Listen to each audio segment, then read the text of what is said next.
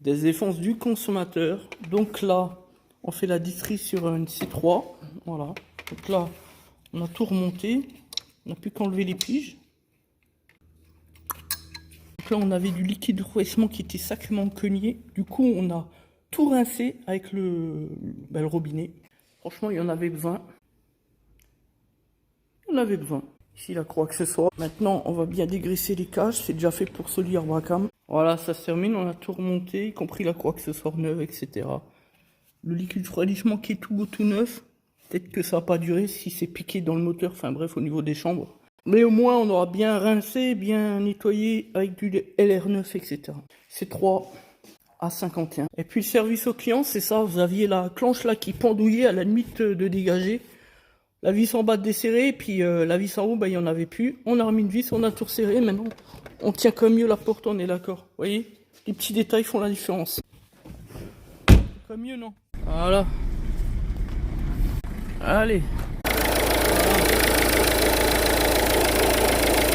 Par contre, on a l'alternateur qui fait de la rétention au niveau de la poulie débrayable à remplacer. On voit sur le galet qui vibre trop.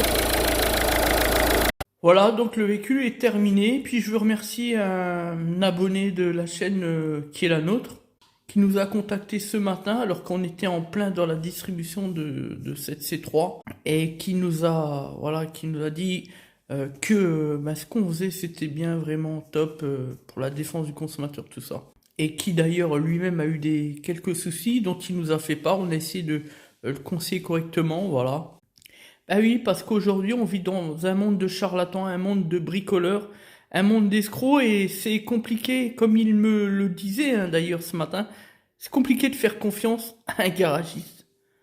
Et nous, on en est bien conscients, hein. C'est pas pour rien qu'on dénonce voilà, cette fraude, cet intox que l'on retrouve sur les réseaux sociaux matin, midi, soir depuis maintenant quasiment 10 ans.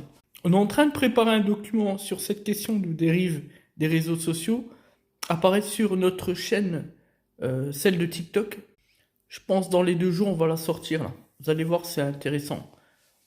Globalement, on va en dire un peu plus que ce qu'on a fait sur YouTube. Parce que ce qui est intéressant sur TikTok, c'est qu'on peut faire des vidéos de 10 minutes. Bref, voilà pour ce samedi matin, c'est terminé. Merci à tous. Et donc, rendez-vous à lundi.